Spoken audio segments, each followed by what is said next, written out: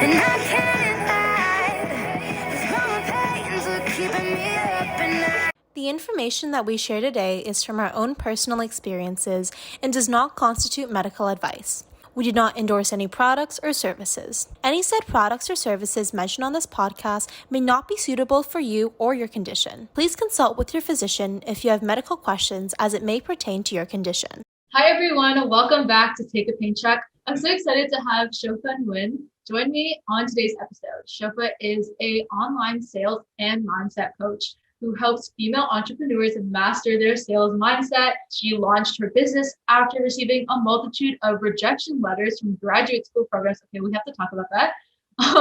And her business was literally found on no's and rejections. And it's really why she's so passionate about helping other women blaze their own paths in their businesses. Okay, that was a really long paragraph of you and about you, but I just want to hear from you. So hi, Shofa. I'm really thrilled to have you on today.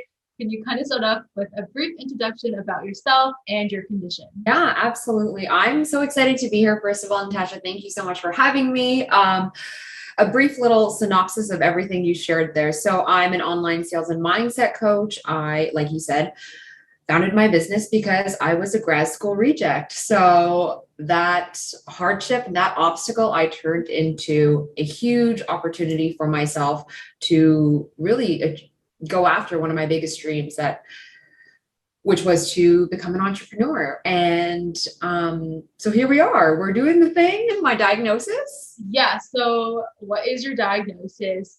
That is an important part on why you are here in our podcast today. Kind of want to know a little bit about what your diagnosis is and when you were diagnosed. Yeah, so my diagnosis is SLE, so systemic lupus erythematosus. It's such a mouthful, but lupus. And I was diagnosed when I was 12 years old in grade 8. So almost 18 years ago. You mentioned grade 8. I was diagnosed with juvenile arthritis in grade 8. So the grade 8 experience, how did that kind of go? Wait, do you have another diagnosis? I thought you did. Yes, actually, sorry. And I also was diagnosed with kidney nephritis when I was 21. So about 9 years after my first diagnosis with lupus. Wow. Okay. That's a lot to handle, and you've been handling it, and you've been really successful with your career while handling all these kind of diseases.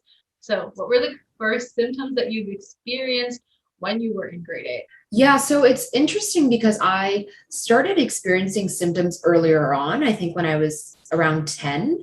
And I just remember experiencing, so many like stiff pains in my joints and my body. I remember I couldn't even tie my own shoelaces. And I was like, what the heck? This is so, so weird. Or I'd be at the playground and I would fall down and I wasn't able to pick myself back up. So I started recognizing that there's something going on here. This kind of feels off. And my mom started taking me to the doctor and they really had no idea. They just said, you're a kid, really, what do you know about your body and these things that you're experiencing? And then when my diagnosis actually came was 2 years later, I went to emergency because I had severe, excruciating abdominal pain. I was in probably the worst pain I've ever had in my life. And I went in there at 12 thinking it was appendicitis. And the doctors all thought that I was just going to have kind of emergency surgery. They were prepping me for that. And I ended up staying in the hospital for almost 3 weeks, thinking that I was going in for a one-day sort of situation. It ended up being 3 weeks. And then they found markers in my blood. They found antibodies, all of the things that they look for with a lupus diagnosis. And then I left 3 weeks later with lupus and not appendicitis. Wow. Okay. So you were diagnosed 2 years after you were kind of getting those symptoms. Do you think your lupus actually progressed rapidly because of that? Or was there anything I don't know, was there any damage or anything that was kind of further that happened that could have been prevented 2 years ago? It's so hard to say, Natasha, because I was so young, and I don't really remember, to be quite honest, but it was hard because we kept seeing doctors and they kept saying, it's fine. It's fine. You're 10. Like, there's nothing wrong with you. Nobody in your family has like health issues like this or any sort of diseases or genetic things that we should be concerned of. So I was more in the mindset of just like, ignore it, suppress it. It's normal. So I really wasn't paying attention to those symptoms like I should have until I was officially diagnosed. Yeah. And then as someone who is a teenager in grade 8, obviously when you tell your friends, they react in certain ways. I don't know how that kind of went for you, but did you tell your friends in grade 8 and what were their reactions? Yeah, I think that I didn't even have to tell them anything was happening, because after I came out of the hospital, I was out of school for 3 weeks and nobody had any idea what was going on. I had lost almost like 25 pounds in a matter of 2 to 3 weeks. So when I came back to school, I looked like a completely different person. And it was a very difficult time in my life because, as you know, as a teenager, there's already so many things we're self-conscious about and we're developing and forming our identities. And then to come back to high school and look like somebody else and not have my friends even recognize me, it was very, very challenging. And I opened up to the extent that I told them I was in the hospital and I had now an autoimmune disease, but I really didn't go into much detail because I was still trying to process everything myself. I was in such denial and trying to just block it all out. But that's how it started, at least. And at that age, I feel like you don't really know what's going on. Like, you know, you have this disease, but you don't have that much knowledge to explain it to other people. So I definitely get that challenge. How did your family react? Because I know family is a big part in kind of like bringing you to the doctor's appointments, staying there when you get that diagnosis. What was their reaction? Yeah, my experience was quite different from that. Both of my parents were traveling at the time. So when I was in the hospital and I received my diagnosis, I was actually alone and like 12 years old at Children's Hospital. And the room was just full of so many doctors. I think there was like, I don't know, 6, 7 different doctors, and there were medical students and all of these like faces that, yeah, it was quite stark, this moment in my life. It felt very surreal to be in this hospital bed and to have just strangers be there with you in this moment. And part of my journey with lupus and living with lupus after that was I took it upon myself to go at it alone for a long time, because I was alone when I received this diagnosis and I just felt like people couldn't understand what I was going through. So I thought it was just better that I kept it to myself.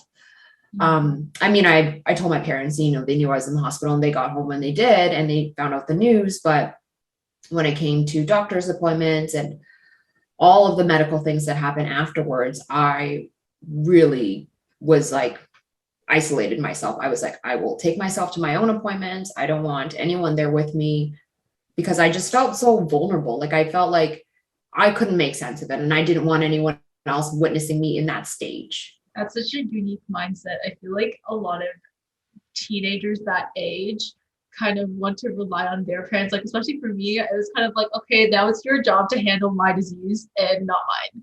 So I feel like that's such a different mindset. And it's honestly a very good mindset, because I feel like when you kind of get older, it's easy for you to kind of be more mature and be more involved with your own disease and independent, right? Would you say that? Yeah, absolutely. I couldn't agree more, Natasha. And the way that everything unfolded, I think for me has really contributed to the individual that I am today. You know, I grew up very quickly, like being, you know, a 12-year-old, and then all of a sudden having this autoimmune disease that I'd never heard of. I was doing all the research. I was educating myself. I was handling all of my own specialist appointments, going to my monthly blood work on my own, you know, and so I wouldn't say I regret going about it in that way, because it's really helped cultivate the person that I am today. But I think, you know, had I known maybe earlier on, I probably would have been more open to receiving support and help and that sort of thing. So were your parents familiar with the concept of chronic diseases? No, not at all. I mean, like beyond, like, it's always like the first thing, at least immigrant parents think of, I think, is like cancer and like the really big ones that are like terminal, right? So when my parents found out that I had lupus, right away, they were just like jumping to worst case scenario, right? Like, oh my God, like what is happening? And I explained to them, I was like, it's not like that, lupus in every single person looks different. Severity, activity of the disease looks very, very different for every single person. There's no two cases. So getting them to understand that this was going to be not only a journey, like a lifelong journey, but something that I was going to have to pay close attention to and really be mindful of. And I think most of the general public, like not even just your parents, but many people just find that it's like cancer, heart disease, and that's kind of it. Like there's nothing beyond that. And that's why I think many people in the chronic illness community are starting to advocate and to show that lupus, juvenile arthritis, rheumatic diseases are so important, but they're very disregarded. And I think that everything that everyone's doing is really powerful because I feel like it's starting to create that message. I hope. I agree. Like, what is the term that they use? Like invisible diseases? Yeah. The term they use. And I think that that's something I'm really trying to lean more into in my business, in that, it's so easy to get caught up in social media and how people perceive you and like everything looks great. And it's like, no, there's actually a real human behind that picture, and sharing my personal life and my journey living with lupus and kidney disease. It has opened up a whole other realm of community and dialogue and empowerment and vulnerability for other people that are in similar shoes as I am. Yeah. And then I feel like when those people in those similar shoes learn about it, then they have their kind of community and their groups that kind of learn about it too, and they might not have the disease. And kind of going back to the whole parent aspect of it, how did you kind of start talking to your family about your condition? Was this something that you did, and did this help you, or were there people outside of your family kind of giving you comments about your condition when you did say it? Yeah. So the first part of your question, Tasha, like when did I start having the conversation? Yeah. It took a lot of time. And it really took me like getting to a breaking point in my own journey where I realized that I just couldn't do it alone anymore. That's really what pushed me to open up to my family and my friends and look for support. And I would say that was about 8 years after my diagnosis. Wow.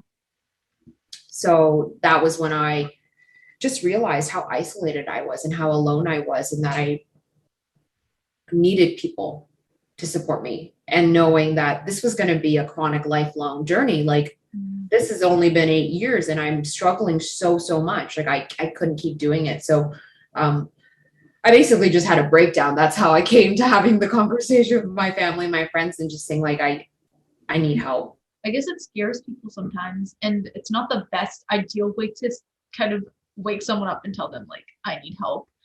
This is what I'm going through. But I think that it is a way that a lot of people resort to, just like expressing their feelings about either like talking about it, crying. So your family kind of had to, they were like, we have to come to terms with this disease. Like our daughter has this. What about other people? What kind of comments did you get? If you got comments, or did you get any positive or negative comments when you did kind of say you have lupus? Yeah, I think from my close friends, definitely positive comments. They were more sad that I had waited so long to reach out to them and that I was struggling for so long on my own, when all along they had been there. I was just so closed off and in my own world that I couldn't let them in. And I definitely had people as well who didn't know me well and didn't know my journey that were making negative comments and assumptions about my health issues. I missed a lot of school and I would randomly have to take days off, or I'd just be in the hospital, like in and out. And I mean, I got wind of comments and things that people were saying that, like, she's fine, Shofa's fine, look at her, right? And from the outside, you can't tell, right? You don't know the pain that someone's in or what's going on outside of that, right? Like, I remember going to the hospital before I'd go to school, or like finishing a class, and then I'd be going to the hospital for treatment or something. So it's just really interesting how it was a mixed bag, but for the most part, it was very, very positive. We kind of talked about how your parents and your friends supported you. But in terms of the symptoms that you kind of had it for lupus and then kidney nephritis, what are your symptoms? I would say first, for both of them, and how do you kind of differentiate which ones of what? Yeah, so with lupus, I had a lot of joint pain, a lot of swelling. I had a lot of markers, like I said, in my blood, and I had a very, very low platelet count when I was first diagnosed, to the point where the doctors were like, you're not even allowed to leave your bed. Because if you leave your bed and you get a bruise, you could bleed to death. Like, I was so fragile. They were just like, and it took me so long to get to a healthy range with my platelet count where I was able to go back to normal life, you know? And then in terms of kidney disease, it was the symptoms, again, a lot of swelling. And one of the things that they found that lupus affects with your kidneys is its ability to filter out toxins and waste, right? So it might not filter out all of the bad stuff, but it might also filter out the good stuff, right? That it's supposed to be retaining. So that was the main symptom for me. It was later, so like way after your lupus diagnosis, that you started to experience some of these symptoms of kidney disease. How do you manage kidney disease and lupus, like on a daily basis? Yeah, what a great question. Yeah, it was very hard. It's interesting to reflect on now because it's been so long that it feels so normal to me. But I remember when I had my kidney nephritis diagnosis, that diagnosis kind of solidified the fact that I actually had a chronic autoimmune disease. Leading up to that, living with lupus, I had many ups and downs, but I know in terms of severity of lupus, there were people that were much worse off than I was, and I was in remission for a few years before I actually had my kidney diagnosis. So at one point in time, I remember thinking, oh my God, like maybe I actually don't have lupus. Like maybe this is all a joke and it was a mistake and I don't have this chronic autoimmune disease. And then symptoms started showing up in my blood and in my urine test that I was doing that led way to, okay, let's do some kidney biopsies. Let's do some testing to see what's happening here. And then that's how they found that diagnosis. And that really cemented everything, like, oh, okay, never mind. We definitely have lupus and now we have kidney disease too. How do you manage the pain that you go through on? I'm assuming it's a daily basis. It might have changed from the past to now, but can you give us a little bit of an idea of like before, after, before, now, and then how the pain management works? Yeah, so I would say I'm definitely in the best health I've been in terms of both my lupus and my kidney disease, which has been a long time coming. So I'm very grateful to be where I am with my health now, but then managing it, I was on a lot of different medications. I was on prednisone, which is a steroid that most people are on when they have lupus or other rheumatoid diseases. And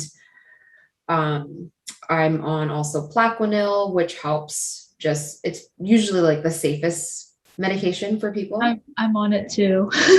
Yeah. That's the one that doctors will say is like most safe for long term. And then I'm also on kidney medication as well. And so managing the pain, I would say self-care has been my number one thing. I realize how important it is for me to prioritize that and making sure that I'm doing everything that I can. So exercise, eating healthy, a balanced diet, making sure that mentally I'm taking care of myself there too, right? Not just the physical. So I would say that that's how best I've been able to manage everything, is doing proactive things, self-care. And I think that's what many people do. Sometimes it's very hard to be motivated as a youth or young adult to get into that routine, because you see people around you not getting into that routine of eating healthy, exercising. Like I know for me, it has been a challenge to kind of exercise, but eating healthy is okay. So I think it's like on a personalized like kind of basis that people are motivated in different factors. And I'm glad that self-care has really helped you. I know it's helped many people. So I'm glad that that's the go-to. Because you have nephritis, I suppose that you also see a nephrologist. How does the nephrologist help you? So we do like monthly blood work, monthly urine to make sure that all of the markers and all the results that we're looking for are in like the safe zone. And I'm in contact with her quite often. I see her 3 or 4 times a year. I've known her for so long now. Like she's like one of my favorite doctors, and she really just helps me manage my symptoms and making sure that she's very open about what my prognosis and what treatment will look like for me. Like she's a very, very supportive doctor in the sense that she'll ask me like, how do you feel about being on this medication now? Like she asked me about being on prednisone, and we experimented for a long time to just keep getting me down lower and lower on the dose until I could finally get off of prednisone, because she knew I didn't want to be on it for a long time, right? As most people don't want to be on it. Yeah. So yeah, she's just been like a steady rock in my journey since being diagnosed with nephritis. That's good. So you see a rheumatologist and a nephrologist. Does that kind of get confusing or a lot to handle at times just because you're seeing so many doctors? How do you feel about that? Yeah, I mean, at the beginning stages, for sure, it was a lot, and seeing the rheumatologist, seeing the nephrologist, the other specialists that I have to see as well, even if it's just on a yearly basis, it's just managing the appointments and making sure that you're getting all your blood work done every single month so that they have all of the lab results that they need to see, and staying on top of communication and having those appointments booked in advance. Yeah, it is a lot to manage, but I also know that doing so is going to just better help my health, right? And be more preventative than anything. Yeah, for sure. And I think even for me, like the smallest appointments, even seeing the family doctor, it's like, I don't want to do this. Like, I really don't want to do this. It's like a lot of extra effort that now you have to see like a family doctor, you have to see a rheumatologist. And I feel like it's even more complicated process for you. And I think getting used to that routine is really helpful. But also like at the end of the day, I think that we all have like still that thought of, oh, I don't want to go. Right. Yeah, well, because it requires your time and energy, but I think about, would I rather be calling the doctor when I'm in a moment of like crisis, Yeah. where I'm like, my health is poor, or do I just go to my appointments and make sure that everything is okay and we're moving in the direction we want to be? Yeah. And that's a great kind of take. I'd say like a lot of people take it in a different way. And I think having kind of that positive attitude and mindset takes a while to adapt to. And now let's kind of move on to all of the initiatives that you are working on, because with kidney disease and lupus, you're also having a very successful kind of career. And that is really important because you're handling and managing chronic conditions, but you're also succeeding in other ways. In your article by Thrive Global titled "The Power to Own Your Life Lies Within You," you talk about job as a mindset coach. And I'm really interested to see how this all started. What was like the root cause of like, this is my passion, this is what I want to do? I've always been really fascinated with humans. I love I don't know, reading them, analyzing people. So I went to university and I studied psychology for 5 years. I got my bachelor's in psychology. I did my thesis, and the plan was to become a psychologist and go to grad school. That was the plan. And I applied to grad schools and I only got rejection letters. And I was a good student. I was like top of the class, graduated with distinction, all of those things. And I realized that that just wasn't the path for me, and maybe it was the universe's way of saying, I think you can do this on your own. You can do this work but in your own way. And so after I did a lot of crying and a lot of eating of ice cream, that's when I decided to start my business. And I just really wanted to help other people reframe their mindset, because I knew how important that was in my journey in life, and how it could really be a game changer with your trajectory. I feel like most of the time it's like mistakes happen, things happen. You have to kind of go through hurdles and battles to still kind of continue to strive in a way. And you've definitely done that. When did you realize that your mindset actually made like a big difference in the things that you choose to pursue? Because I know that you're big on kind of like the mindset and like positivity when choosing a career, being an entrepreneur. So when did that kind of happen? I think it all started when I started seeing counselors, and I started going to therapy because I knew I had a lot of unresolved issues and trauma and pain that I was holding on to. And because I was studying psychology, I was just so fascinated by the way our brains work and why they think the way they do. And for me, just a quick little backstory in terms of my childhood, I grew up in a household where I witnessed domestic violence and mental health issues and addiction on a daily basis. And then to build on top of that, having my diagnosis with lupus was just like another big event in my life where it really could have went sideways. And so after seeing many different counselors, the one thing that they all said to me was that based on your childhood and all of these life experiences that you've had, you really could have went a different way, you know, and you've been able to reframe all of those experiences so that you're heading in this like positive trajectory. You're using it as an asset to your, you know, story. So that's when I realized like, okay, like what is it that's so unique? And I thought, okay, it's my mindset. It's how I'm choosing to view things and interpret events, and using them to the best of my ability, right? To propel me forward versus holding me back. So when I realized that, I was like, well, everyone should be able to do this for themselves. Yeah. Wow. Okay. So in terms of what you just brought up in terms of like having a difficult childhood, do you think that because of all the things you went through that kind of sparked your diagnosis? I know a lot of the times like people think about what kind of caused their diagnoses. How did that kind of start? Have you ever had like thoughts about how your past may have affected what you went through? Yeah, absolutely. Because lupus is not a genetic autoimmune disease of any sort. It's not hereditary. You can't pass it on.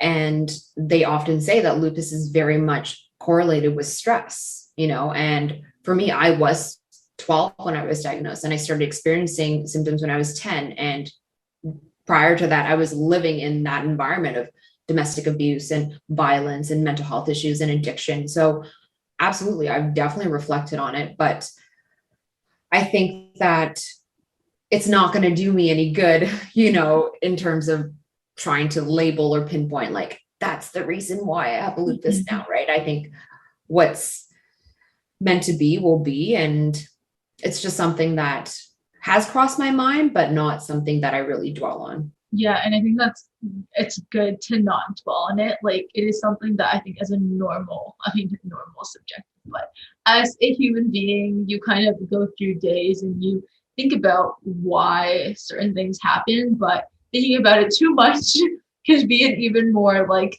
something that causes stress.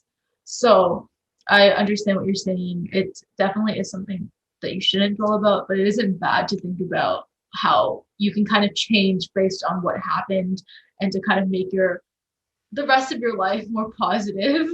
And I'm glad that you've been doing that. So kind of back to your whole entrepreneurship and becoming a mindset coach. How did you find your purpose? Was it mainly just because of those rejections that it was like, this is my purpose, or was there anything else to add on to that? I think Part of it would be I realized I've always been that friend or person for other people where they would like confide in me and spill everything. They would tell me everything, all of their deepest secrets that they wouldn't share with their family, their significant other, their friends, whatever the case may be. I've always been someone that, I don't know, gravitates towards that. Like people just feel really safe, I guess, and comfortable sharing that with me. And so I thought it was just like, I'm just being a good friend, you know? And then I realized, I said, no, I think that like there's something here that for some reason, everyone in my life is drawn to being so vulnerable with me in specific. How do you overcome perfectionism? I mean, I feel like it's still an ongoing battle, but perfectionism was a huge thing that early on in my journey of like being diagnosed with lupus, I found very hard to manage because I was such a perfectionist. In high school, I wanted like the top grades. I wanted all of the awards. And then when I got this diagnosis, it just like derailed me. You know, I was missing school all of the time. I wasn't there. I wasn't able to keep up, wasn't doing my homework, wasn't getting the grades that I really wanted. And so how I've been able to overcome perfectionism is number one, recognizing that it's unachievable. It's not a real thing. Perfectionism doesn't exist. And that we're human, you know, we're going to have a human experience, whether that's good, bad, or ugly. And we have to practice just as much compassion and patience as we do with people outside of us towards ourselves. Yeah. Even for me, I feel like at that stage of my diagnosis, it's like everything was going well. I was able to do all my schoolwork properly before that point. And then at that point, it's like, I can't do this anymore, but I'm still stressed about why I can't do it, how I can't do it. I still wanted to achieve all of that, but it kind of hits you when you realize that it's not worth stressing about because it makes everything else worse. Like your joints get worse. I guess like mental health wise too, everything kind of like deteriorates when you are trying to be a perfectionist, which kind of never exists. Yeah, just to add on to what you said, Natasha, I think that when you receive a diagnosis like this, right, and you have that perfectionistic mindset, we try to keep everything the same in our life, right? We're like, everything's the same. Now I just have this diagnosis, that's all. And not realizing that your life is going to look different now. And it doesn't mean that it's going to be any worse off or bad. It just means it's different now. So there's other things that we have to consider, right? Beyond just pushing and pushing and pushing ourselves past that point where we're not listening to our bodies, like you said, right? Which results in just more pain for us. And then it's also very difficult to get to that point where you realize that it does cause that pain and it's not worth it. Like you still try because you're like, okay, it's just pain, whatever. And you do realize that. I feel like after living with a chronic disease for a while, you know what your limits are, what you can do, how you can manage your pain. What are your thoughts on that? Do you experience that as well? Yes, for sure. And I think for me, I had to learn my limits after I pushed past the limits too much, right? And then you have the health setbacks and now you're on bed rest and now you're burnt out and all of those things, right? That's how I had to learn how important tending to my body was, listening to what was happening and not pushing myself beyond that. I'm not invincible. My health is going, and my health and my body is going to tell me otherwise, whether I try to fight it or not, you know. And I've learned that as an entrepreneur, you know, there's nobody else that is going to cover me if I have a sick day, right? There's nobody else that can cover my ship. It's just me. So it is my responsibility to take care of myself. Yeah. Because otherwise, there is no business, right? There is no community. I can't serve my clients if I don't take care of myself. So, how I balance, you know, living with lupus and having kidney disease and being an entrepreneur is now prioritizing my health first, always. Yeah. It's so hard to get to that point where you're going to be like, I need to prioritize my health. I think even as like a young adult and like a teenager for me, I never thought, I was like, no, I have to write my science homework. Like, this is what I have to do. Even if my wrist was swelling, I was like, no, I have to do it. But I think later on, you realize the consequences of exertion and exerting everything. And then it's kind of like, I need to prioritize my health. And that's something that I recently realized. And it did take 4 years to realize that. So I know that it doesn't come easy. Do you want to give us a little bit of a background of your social media presence, your business, how social media helps you, and how you've helped others? Yeah, so my business basically lives on Instagram. That's the main platform where I've built a community of people, where I have found my clients. And really, the space that I want to create for people is a space where they can feel themselves, where they can feel empowered to be vulnerable. And that is done by me leading by example, me showing the realities of having an online business, the realities of being an entrepreneur and living with autoimmune disease. Just 2 weeks ago, I had to take a week off for bed rest, and I shared that. And normally I wouldn't, but I did because I wanted people to recognize that it's not all that it's cut out to be, right? There's a real person behind all of this. There's a real human experience. And that's hopefully what I'm providing for my clients and my community, is the ability to help them empower themselves. Yeah, I've seen your social media and it's really nice. Like, you have a variety of different aspects, and it's also very aesthetically pleasing, which is something that attracts many people. What you're doing is really great. Entrepreneurship is really important, and knowing that there are hurdles in people's lives while also managing their career even makes everyone, I guess, more wanting to start something, because they know that they have their battles, but someone like you has already kind of done this and that they can do it as well. Yeah, I hope to just inspire other people in that, I'm not special, and like, if I can do it, you can do it too. And I think the route that I've chosen for myself and becoming an entrepreneur really was what I was intended to do, because it's given me the freedom and choice to prioritize my health first and foremost. I have that flexibility now that if I need a day of rest, then that's what I'm going to do. And I never had that sort of freedom when I was an employee and working for tons of different companies and things like that. So it's really good to find a career that suits your needs, but also prioritizes your health. And you've done that, which is very good.